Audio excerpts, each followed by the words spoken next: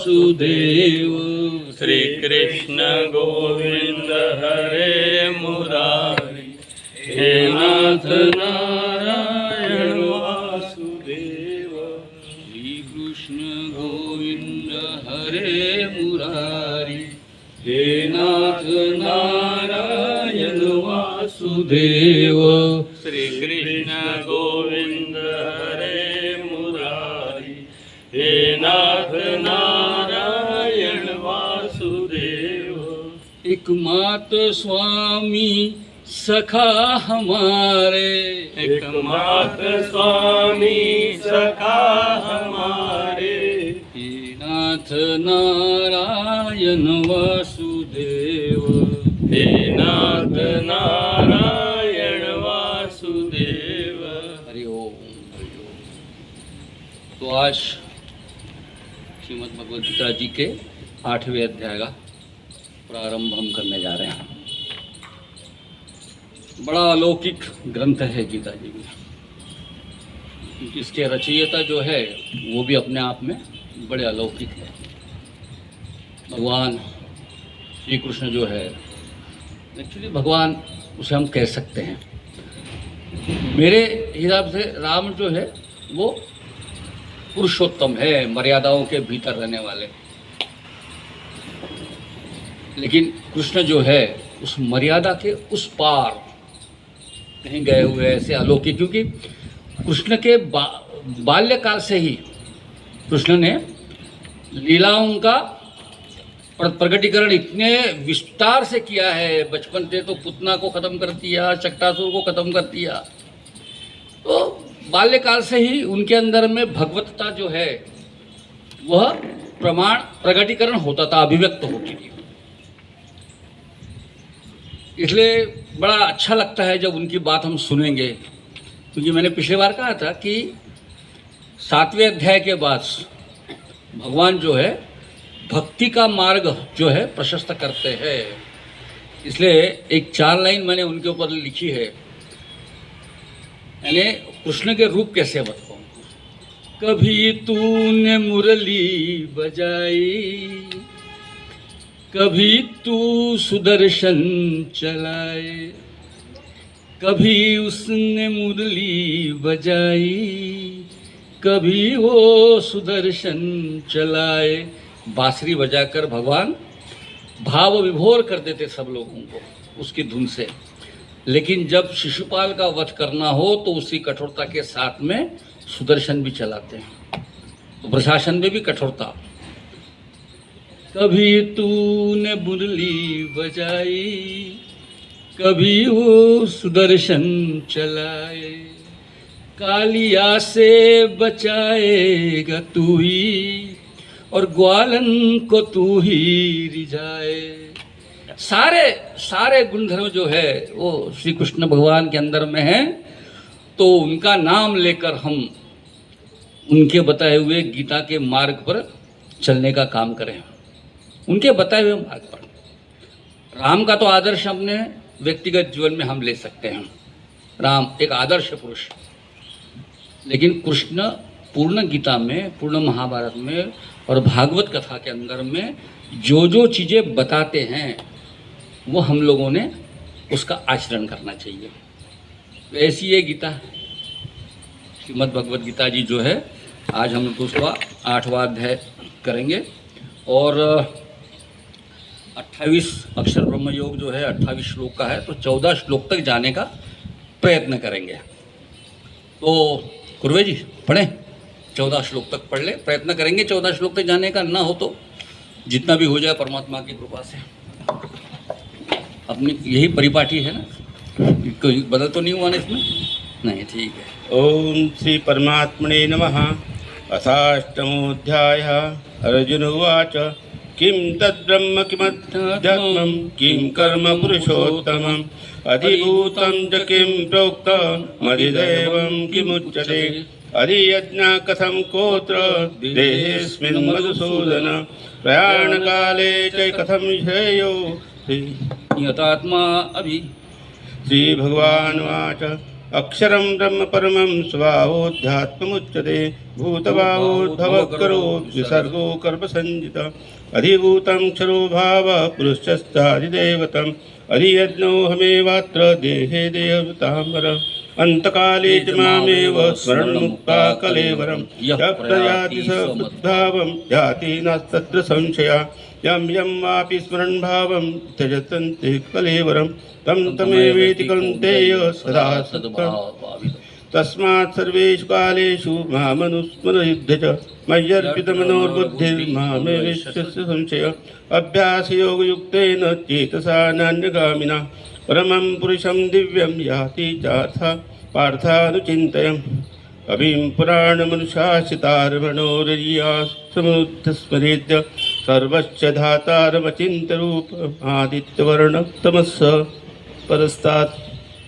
प्रयाणकाले मनसाचलेन भक्त्या युक्तो योगबलेन चैव दोर्मध्ये प्राणमावेश्य सम्यक् ततं परं पुरुषम् उपेति दिव्यं यदक्षरं वेदविदो वदन्ति विशन्ति तद्धत्तयो वीतरागः यदिच्छन्तु ब्रह्मचर्यं चरन्ति तत्ते पदं सङ्ग्रहेण प्रवक्ष्ये सर्वद्वाराणि संयम्य मनोहृदि निरुध्य च मूर्ध्याधायात्मनः प्राणमास्थितो योगधारणाम् ओमित्येकाक्षरं ब्रह्म व्याहरन् मामनुस्मरन् यः प्रयाति तजन्देह स याति परमां गतिम् अनन्यचेता सततं यो मां स्मरति नित्यशा तस्याहं दुर्लभः पार्थ नित्ययुक्तस्य योगिना।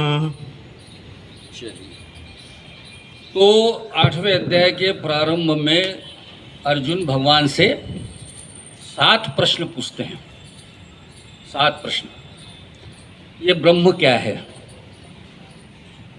अध्यात्म क्या है। तो अध्यात्म का जो शब्द है वो सही अर्थों में अधिआत्मन है। अधिआत्मन का शॉर्ट फॉर्म अध्यात्म है। तो अधिआत्मन क्या है, अधियज्ञ क्या है, अधिदैव क्या है, अधिभूत क्या है, ये सब पूछते हैं। और बीच में वो कर्म भी पूछते हैं अर्जुन। अब आपको आश्चर्य लगेगा कि कर्म, तो कर्म के तक 6 अध्याय तक कर्म बताते आ रहे हैं।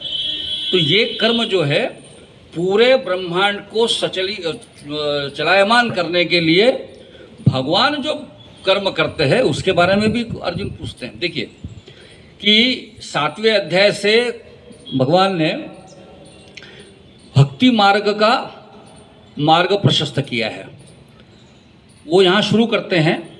और अब बताते भी है कि भक्त कैसा होना चाहिए, अर्थार्थी, जिज्ञासु, ज्ञानी। और ये भी कहते हैं कि जो ज्ञानी भक्त होता है, जो भक्त भी होता है और ज्ञानी भी होता है, वो मुझे बहुत पसंद आते हैं। तो भक्त का वर्णन भी करते हैं। और आपको आश्चर्य लगेगा कि केवल 6वें अध्याय के 30वें 31वें श्लोक में भगवान अपनी भगवत्ता का हल्का इशारा कर देते हैं। यो माम पश्यति सर्वत्र सर्वम च मयि पश्यति। जो मुझे हर जगह देखता है वह मैं उसे हर जगह दिखता हूँ। लेकिन वहाँ विस्तार से नहीं बताते। वो वहाँ पे केवल कर्म योग बताने के चक्कर में धीरे से बता देते हैं।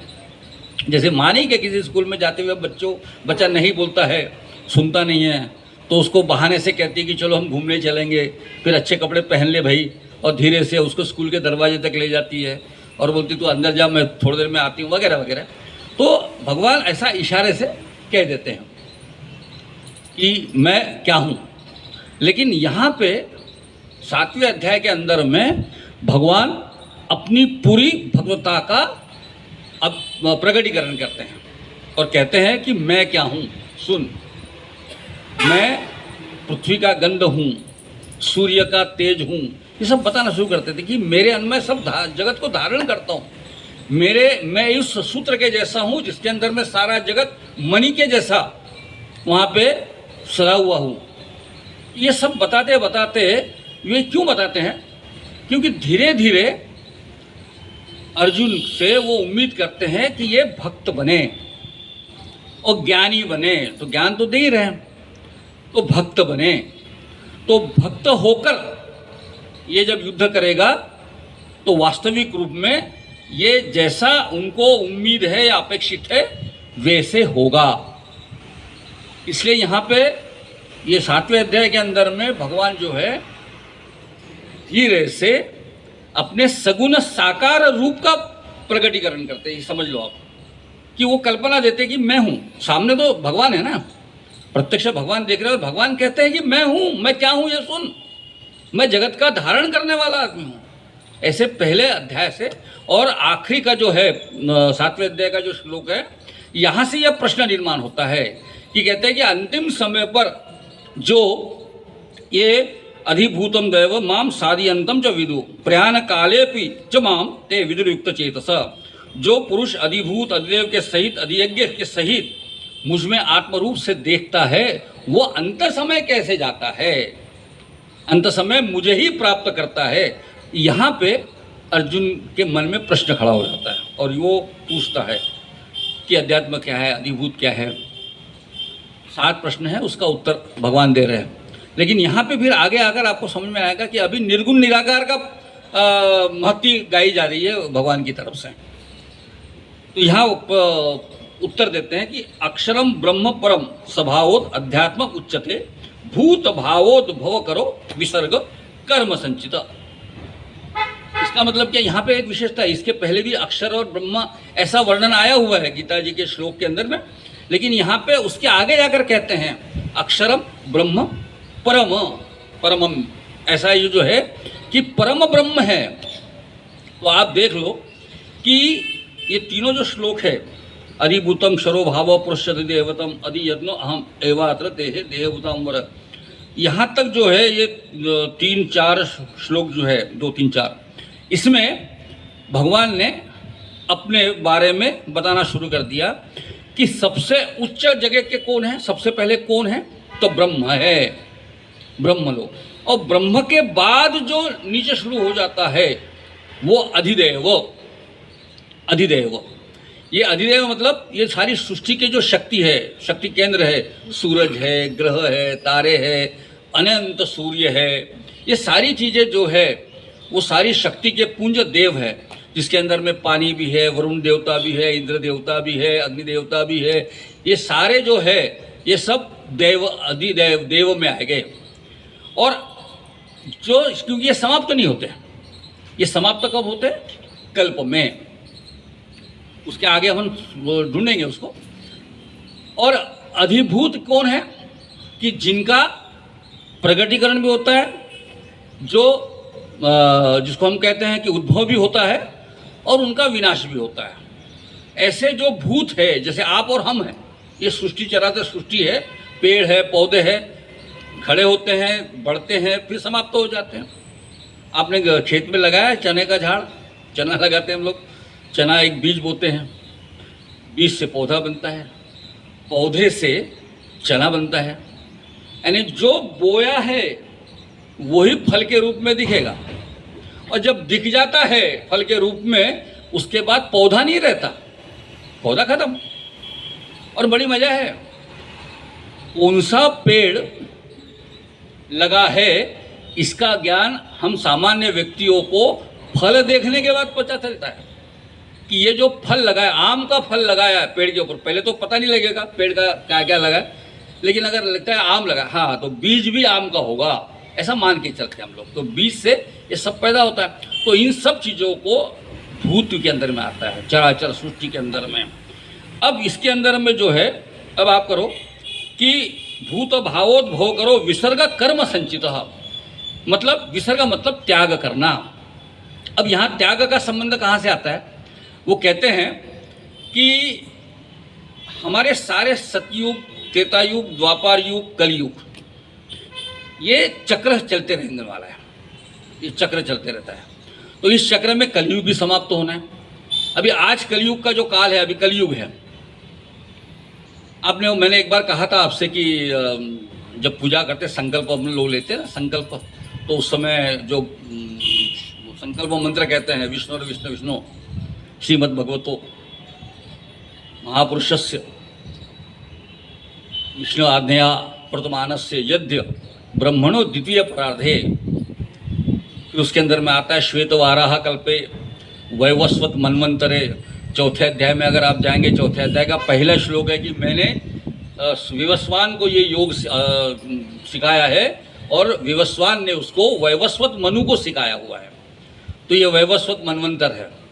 फिर उसके अंदर में 28 कलियुगे, कली प्रथम चरण है, म्हणजे आज का जो काल है वो 28वां कलियुग है। इसका मतलब ये सतयुग, द्वापर युग, त्रेता युग और कलियुग, ये जो एक पूर्ण महायुग है, ये 28वां महायुग है। अब ये 28वां महायुग कहाँ का है? तो कल्प का है, श्वेतवाराह कल्प। कल्प किसे कहते हैं? कि ब्रह्मा जी जो है 12 घंटे जागते हैं, और वो 12 घंटे जागते हैं और 12 घंटे के बाद में सो जाते हैं। तो ये पूर्ण आकाश गंगा जो है, जिसके करोड़ों करोड़ों सूर्य तारे हैं जिसके अंदर में, वह पूरी आकाश गंगा का उम्र जो है ब्रह्मा के एक दिन का है। उसको श्वेतवाराह कल्प कहते हैं। तो अभी हमारा 28वां कलियुग है, इसमें प्रथम चरण में है। तो कलियुग का काल है, भागवत पुराण में कहते हैं कलियुग का काल 4,32,000 मानवीय वर्ष का है। अभी प्रथम चरण में है, मतलब 1,08,000 साल के अंदर में हम लोग हैं, 1,08,000 साल में। अब क्या है, 5,000 साल गए ऐसा मान के चलता है। अभी नया शोध वो नीलेशोक जी ने लगाया कि नहीं, बोले कलियुग का जो है मुझे जिसको महाभारत कहेंगे का काल जो है अभी से 7,000 साल का है, ऐसा उसने अपना नया शोध लगाया। तो ये मान के चले 7,000 साल। बीच में वो ब्रह्मा कुमारी जी ने नहीं कि बीच में वो कलयुग खत्म हो रहा है, सतयुग आ रहा है वगैरह वगैरह, उनका चल रहा था, लेकिन वो काल की गणना में गड़बड़ हो गई। अपन अभी भी चल रहे हैं। तो ये हो सकता है कि आगे भी ये कलयुग जो है वो 1,04,000 साल का पहला चरण है, फिर ऐसे 4 चरण होंगे, तब जाके 4,32,000 साल का ये कलयुग समाप्त होगा। और समाप्त होने के बाद में, और वैसे भी ये सारे जो अपने जिसको कहते हैं विष्णु के अवतार जो है, वो सारे अवतार ये 43,20,000, क्योंकि ये चारों, ये महायुग का मानवीय वर्ष जो है वो 43,20,000 साल है। तो 43,20,000 साल में अपने 10 अवतार जन्म लेते हैं। तो आपने वो अवतारों का भी वर्णन अगर आपने देख लिया तो आपको समझ में आएगा कि पहले 4 अवतार जो है वह प्रारंभिक सतयुग में हैं, जहाँ पे केवल नदियाँ बनेगी, पहाड़ बनेंगे, डायनासोर जैसे बड़े बड़े प्राणी बनेंगे, ये सब सतयुग के काल में हैं। उसके बाद जो मनुष्य का आविर्भाव हो जाएगा वह 3 जो है वामन अवतार, परशुराम अवतार और श्री राम भगवान जी का अवतार जो है वह त्रेता युग में आएगा। सतयुग में हो गया, त्रेता युग में आ गया। और एक अवतार कृष्ण जो है वो द्वापर युग में है। और अभी हमारा जो ये है कलयुग के अंदर में अभी बौद्धावतारे, वो जो मंत्र संकल्प मंत्र में आता है, ये आर्यावर्ते भरतखंडे भरतवर्षे जम्बूद्वीपे, और फिर वो बौद्धावतारे, तो ऐसा अभी बौद्धावतार है। इसके बाद कल की अवतार।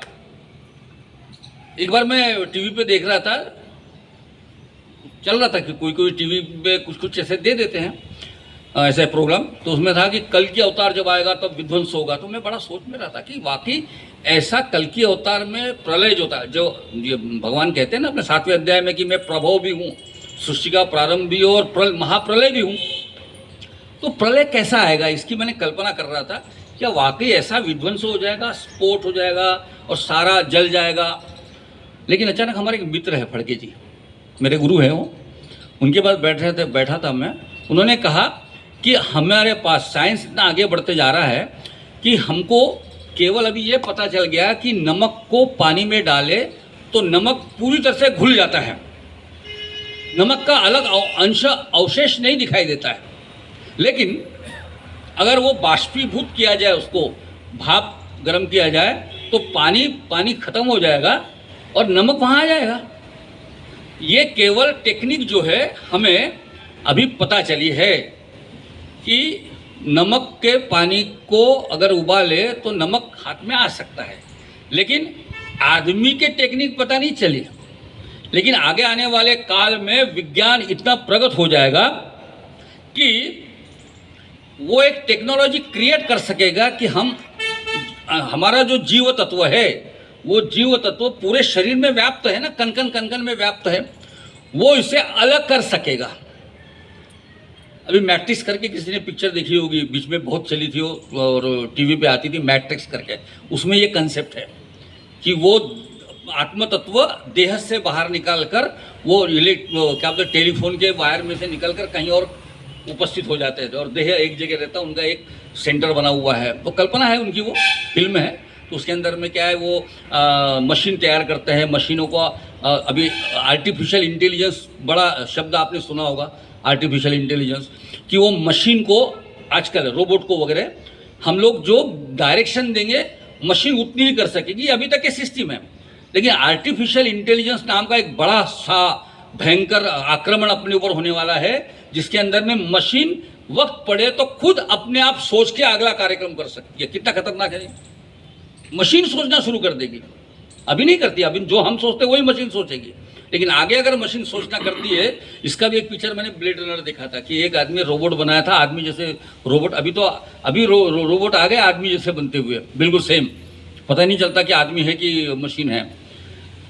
तो उसने कल्पना की थी कि आदमी, उसका एक दिन रहता ख़त्म होने का, टाइम ऑफ टर्मिनेशन निश्चित रहता है।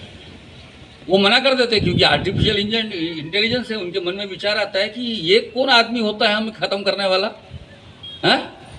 हम सारा काम हम ही करते, ये तो कुछ करता आता है नहीं है, हमको प्रोड्यूस कर दिया और हमको अभी ख़त्म करने वाला है।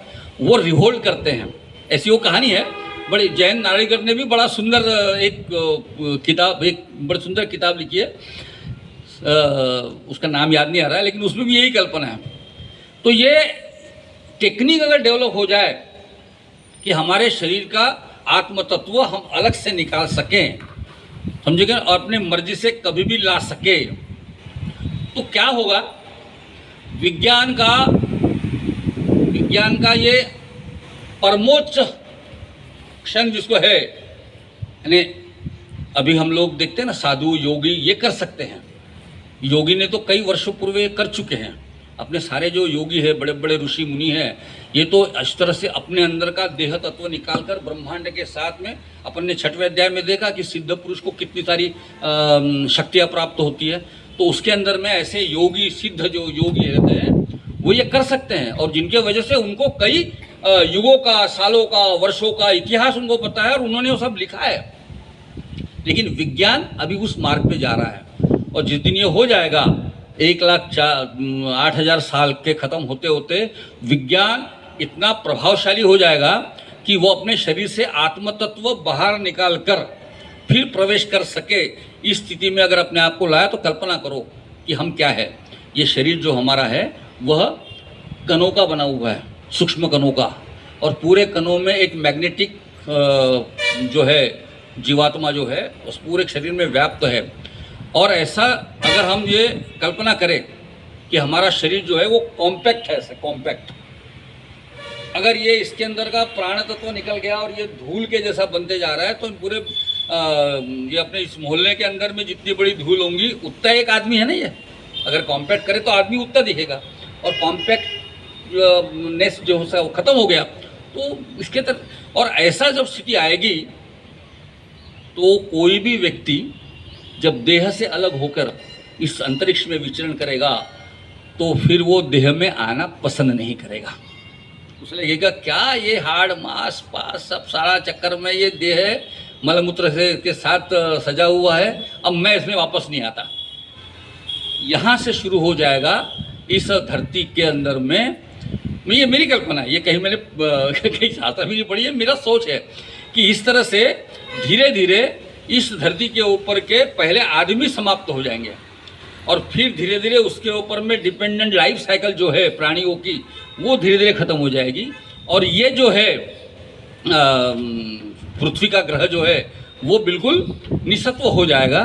फिर यहाँ पेड़ भी नहीं रहेंगे, कुछ नहीं रहेगा, और जो लोग अपने आप को दूसरे ग्रहों में ले जाने के लिए सक्षम होंगे वो दूसरे ग्रहों पे चले जाएंगे। ये हो सकता है कि पृथ्वी के ऊपर जनजीवन समाप्त हो जाए और मंगल के ऊपर में खड़ा हो जाए, क्योंकि आखिर में क्या है कि बिग बैंग थ्योरी जो बताती है, हम विज्ञान के विद्यार्थी हैं, मैं तो विद्यार्थी इसलिए मैं सोचते रहता हूँ, अगर बिग बैंग थ्योरी को मान ले, या अपने अध्यात्म शास्त्र में हिरण्यगर्भ बोलते हैं, हिरण्यगर्भ एक अंडा है, वो हिरण्यगर्भ फूटता है, पूरी सृष्टि का प्रचलन शुरू हो जाता है। तो इस तरीके से अगर ऐसा हो सके किसी दूसरे ग्रह पे, ये ब्रह्मांड जैसे सूर्यमालिका फूटी, सूर्य बना और वो एक्सपांड हो रहा है, ऐसी अभी मान्यता है, विज्ञान मानता है कि एक्सपांड हो रहा है। तो एक्सपांशन होते होते हो सकता है कि जहाँ आज पृथ्वी है वहाँ मंगल आ जाए और वहाँ पे जनजीवन शुरू होने की, यह हो सकता है वहाँ प्राणवायु के बजाय क्लोरीन में सांस लेने वाला जीव पैदा हो जाए, कुछ भी हो सकता है। ये सब होगा। तो इस तरीके से यह जो है कलयुग इस तरीके से समाप्त होगा। फिर सतयुग आएगा, फिर त्रेता आएगा, फिर द्वापर आएगा। तो कहते हैं कि ऐसा कल्प तक चलेगा, आकाशगंगा के समाप्त होने तक। और जिस तरीके से ये निर्माण हुआ, पिछले अध्याय में आपने पढ़ा होगा, गुरुजी ने बताया भूमि आप अनल वायु खम मनो बुद्धि रेवच, सृष्टि के निर्माण का प्रक्रिया बताया कि आकाश है, फिर वायु पैदा होगा, फिर अग्नि पैदा होगी, फिर जल तत्व पैदा होगा, फिर उसके बाद पृथ्वी पैदा होगी, ये सब बताया।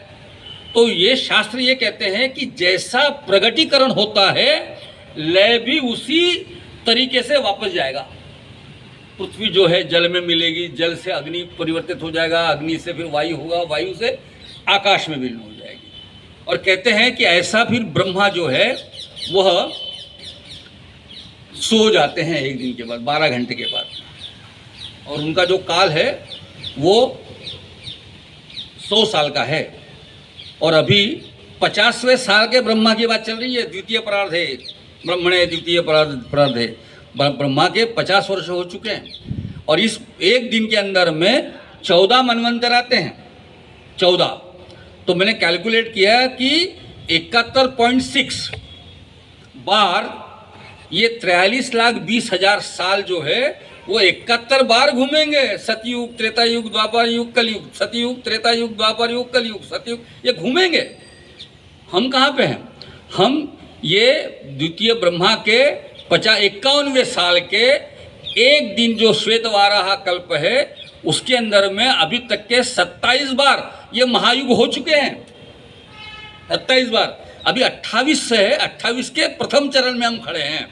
तो ये जो प्रलय और उत्पत्ति का जो कर्म है इसके अंदर में ब्रह्मा जी जो सो जाते हैं, शयन कर लेते हैं, उतने दिन के लिए, उतने दिन तक सोए रहेंगे और फिर सुबह उठेंगे। क्यों उठेंगे? कि हम सब लोगों के मतलब शक्तियों के भी और भूतों के भी संचित कर्म के जो फल परिपक्व हो जाएंगे, क्योंकि उनका भी तो परिपक्व होना जरूरी है ना। मैंने आपको पिछले बार कहा था कि संचित कर्म के जो फल है वो परिपक्व जब होते हैं तब अगला जन्म मिलता है।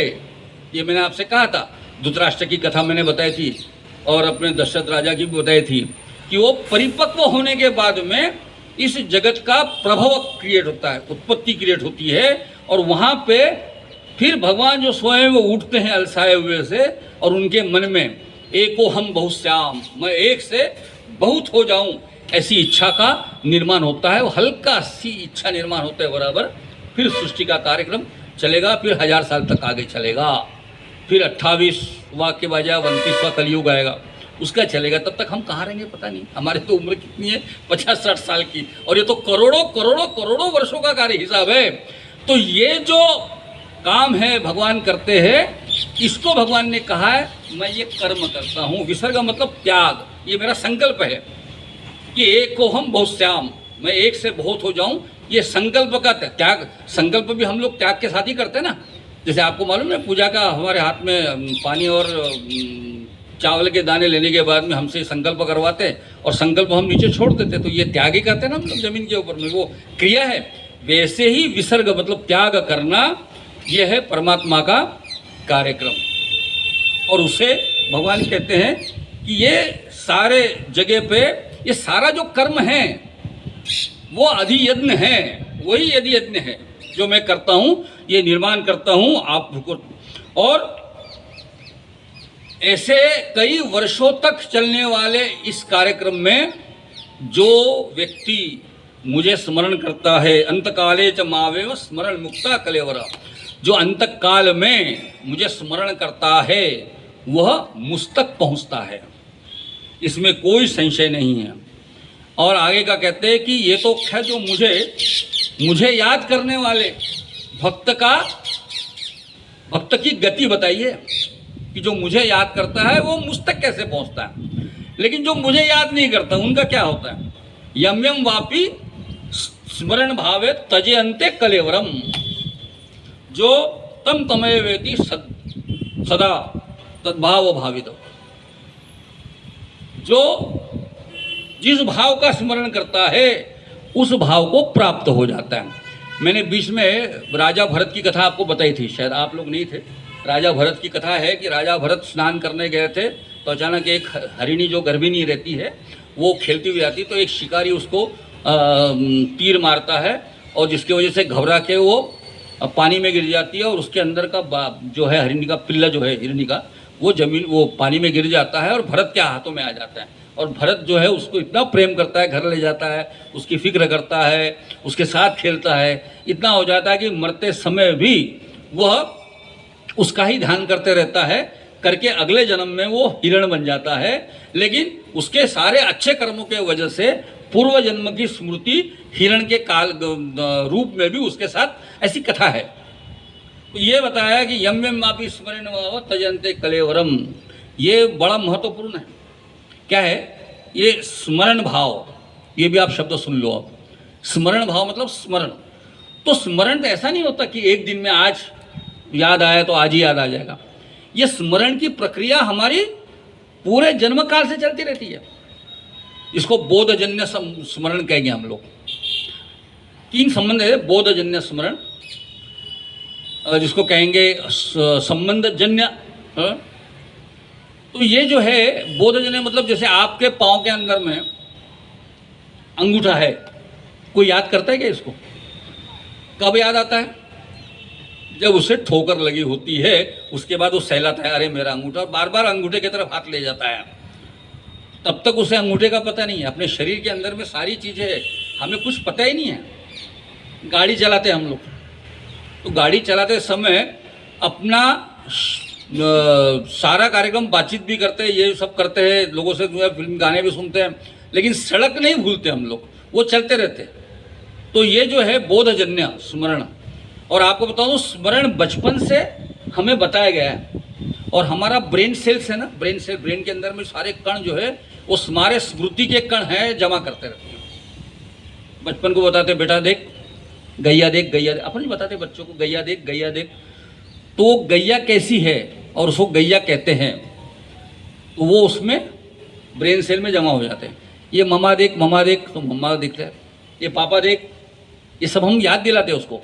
फिर हम थोड़ा सड़क पे जाते हैं, ट्रेन में जाते हैं, देखा देखा ट्रेन कैसी जा रही है, ट्रेन कैसी जा रही है। ये सारी चीज़ें उसके दिमाग में सेट रहती है। और ये बचपन से ही ऐसे स्मृति के साथ में वो चलते रहता है, घटनाएं चलते रहती है। और ये सारे कार्यकाल में, जीवन काल में जो जो उसे याद आता है वो अपने स्मृति में रखता है। तो मैं अचानक मुझे याद आया, एक हमारे मित्र थे, जादूगर थे, उन्होंने मुझे कहा कि भाई जादू दिखाता हूँ। बोला क्या? हम दोनों दोस्त बैठे थे, तो बोले इसके अंदर में तू सुगंध ले। क्या की सुगंध चाहिए? एक पेन निकाला उन्होंने, तो मैंने बोला मुझे खस की सुगंध चाहिए। मेरा दोस्त बोले मुझे मोगरे की सुगंध चाहिए। एक बोला मेरे को गुलाब की सुगंध चाहिए। तो उसने हमारे ऊपर कर दिया। अच्छा मैं लेने लग गया तो मुझे बिल्कुल वो खस की सुगंध आए। मेरा दोस्त बोले मुझे तो मोगरे की सुगंध है। पेन, उसको सुगंध आ रही थी। मैंने बोला नहीं यार मुझे अभी गुलाब की सुगंध चाहिए। बोले नहीं, अब दिन भर तुम ये इसी सुगंध में चलते रहोगे। बोले जब तक पूरा दिन खत्म नहीं होगा और तुम सोओगे नहीं, तब तक तुम्हारे नाक में इस पेन को पकड़ा के इसके अंदर में बोले आपको खस की बात आएंगी, मैं इसको बदल नहीं सकता। तो मैंने पूछा ऐसा क्या? बोले ये पेन में कुछ नहीं है, पेन में कुछ नहीं है। जो आपके मस्तिष्क में खस की सुगंध निश्चित है, वह सुगंध आपके नाक में आ गई है। आपका नाक उसको याद कर रहा है। बोले वो आपकी नाक वो सुगंध को याद कर रहा है और आपको सुगंध पता लग रहा है। तो मैंने केवल आपके ब्रेन उस सेल को मैंने उद्दीपित किया है, जागृत किया है, ताकि आपने वो पीसी सरकार, इसका अर्थ मुझे एक समझ में आया था, पीसी सरकार नाम का जादूगर हुआ करता था। वो पूरी ट्रेन गायब कर देता था। आपने सुना ना, ट्रेन की ट्रेन गायब कर देता। मैंने उसके बाद मेरे को समझ में आया कि ट्रेन गायब कैसे होती है। ट्रेन गायब नहीं होती, ट्रेन की जो स्मृति मेरे मन में है, मेरे दिमाग में, उसके ऊपर में वो एक वशीकरण के द्वारा, सम्मोहन के द्वारा उसके ऊपर में पटल ला देता है, एक पर्दा। अब मैं देख रहा हूँ वो, लेकिन मेरे स्मृति में जो ट्रेन है वो याद नहीं आ रही है, तो सामने मुझे ट्रेन दिखाई नहीं दे रही। हाँ, हम लोग भीड़ में खड़े हैं तो अचानक कोई आदमी आया जिसके ऊपर सम्मोहन नहीं हुआ है। वो बोलेंगे कैसे पागले लोग हैं, ये तो ट्रेन सामने दिख रही है, इनको नहीं दिख रही। हाँ, उनको नहीं दिखेगी ना, क्योंकि उनके मन में जो वो ब्रेन सेंटर से उसके ऊपर में पूरा छाया हुई अंधेरे में है, इसलिए उसे कुछ नहीं दिखाई देगा। तो ये स्मरण भाव जो है वो हमारे बचपन से चलता है, और हमारे मन में जो स्मरण करेगा जिस चीज़ का अंत काल में, उसमें वो अगला जन्म जो उसका पक्के में है। अब बताता हूँ कि जितने नराधम लोग हैं, जो जीवन भर कामुक प्रवृत्ति के अगर लोग होंगे, जो स्त्री को देख रहे हैं, स्त्री के बारे में सोच रहे हैं, और अंतकाल तक ऐसे हमारे भी कुछ, मैंने देखा कुछ लोग थे कि वो अपने अंतकाल तक यही करते रहे थे। उनका आखिर में क्या होगा? जब वो ऐसे कामुक प्रवृत्ति के लोग होंगे या रेपिस्ट होंगे, उनका अगला जन्म निश्चित रूप से कुत्ते के जन्म में जाएगा। ये मैंने एक जगह पढ़ा भी है, श्रीलामृत के अंदर अध्याय 8वें अध्याय में है सब, कैसे कौन से पाप करने से तुम्हारा कौन सा जन्म आगे आएगा, ये सब लिखा हुआ है। तो मैंने सोचा कि ऐसा आदमी जो कामुक रहेगा, कामुक प्रवृत्ति का, वह अगले जन्म में निश्चित रूप से कुत्ता होगा, मादा होगी, और वो घूमते रहेगा, और भाद्रपद महीने में कुत्तों से बसते हुए, क्योंकि उसने अपने जन्म अंत समय में वही सोचा ना, कामेच्छा ही उसकी प्रबल थी, तो उसका जन्म वैसे ही होगा। जो व्यक्ति अपने मन में सड़क पे चलते चलते, भाई इतना रेपिस्ट तो नहीं है, लेकिन चलते चलते उसके मन में स्त्री के बारे में कामों को प्रवृत्ति आ गई, तो देखेगा तो अगले जन्म में निश्चित रूप से वो स्त्री होगा वो। क्योंकि अपनी जो से आजकल जिला परिषद पंचायत समिति के अंदर में 50% आरक्षण है महिलाओं का। तो महिलाओं के आरक्षण में क्या होता है कि जिस जगह जिला परिषद में इस समय लेडीज होंगी आरक्षण, वो पक्के में अगले चुनाव में जेंट्स होने वाला है, और जो आरक्षण जेंट्स रहेगा वो निश्चित रूप से महिला होंगी। 50% का हिसाब है ना, तो ऊपर वाले के हिसाब में भी 50% का हिसाब है। जो स्त्री का विषय ज़्यादा करेगा वो अगले जन्म में स्त्री बनेगा, सिंपल। इसे ज़्यादा दिमाग लगाने की गरज ही नहीं है। जो कामी होगा वो पशु योनि में जाएगा, जो फूल पौधे पेड़ के अंदर बनेगा, रात में सोते वक्त भी अगर पेड़ पौधे की बात करेंगे तो अगला जन्म उसका पेड़ पौधे में जाएगा। इसलिए मैंने तो सोच के रखा, मुझे अगले जन्म में, ये जन्म में मैं बहुत सारी चीज़ें नहीं कर पा रहा हूँ, कीर्तन नहीं कर पा रहा हूँ, अभी आपके वजह से आदरणीय इनकी वजह से, रामिला जी की वजह से मैं इस कर रहा हूँ, इस पुण्य कर्मों को कर रहा हूँ, ये सोच के कर रहा हूँ कि अगला जन्म मेरा अच्छा बनेगा, समझे कि नहीं। और मैंने सोच के रखा है कि अगला जन्म मुझे जो है ना, मैं रात में मैंने बेटे भी बोल के रखा है कि जब मेरा अंत समय आएगा ना, तो मेरे बगल में मोहम्मद रफ़ी की कैसेट लगा देना यार, क्योंकि मुझे अगले बार अच्छा गायक बनना है। मैं अच्छा गायक नहीं हूँ, मेरे गाने की बहुत इच्छा है मेरे को, लेकिन बहुत सारे कर्म जो है, मैंने अभी देखा इस जन्म में मेरे बहुत सारे कर्म छूट गए जो मेरे मन की इच्छा है। इसलिए मैं परमात्मा से अक्सर कहता हूँ कि भैया ये जन्म जो है बहुत हो गया, अगले जन्म में ये सारे कर्म मुझसे करवा लेना, गाना, अच्छा बजाना, अच्छा भाषण देना, ये सारे अगले कर्म में कर देना। तो इसलिए जो इस भाग में, इस जन्म में जो याद करेगा, जिसको याद करेगा, वो अगले जन्म में इसी भाव के साथ पैदा हो गया। तो तस्मात् सर्वेषु कालेषु मामेन सुर युद्ध च। अचानक ये सब बताते बताते कृष्ण भगवान को ये भी याद आता, भैया इसको तो मैंने युद्ध कराने के लिए बोला है, ये सारा ज्ञान आएगा कहीं ये भूल न जाए। तो ये कृष्ण उसको याद दिलाते हैं कि भैया ये ध्यान रखना कि तू ये सारा कर्म जो है, जैसे मैं पूरा ब्रह्मांड का कर्म संचालित करता हूँ, अधियज्ञ, अधिभूत, अध्यात्मन, ये सब करता हूँ, और ये सारे मेरे कर्म हैं, ऐसा तू मुझे याद करते हुए, तस्मात् सर्वेषु कालेषु माम अनुस्मरण, मेरा अनुसरण करते हुए युद्ध कर, और मय्यार्पितं मन बुद्धि, और निश्चय से ये हमारी बुद्धि जो है, मन और जो है वो मुझे अर्पण कर ले भैया।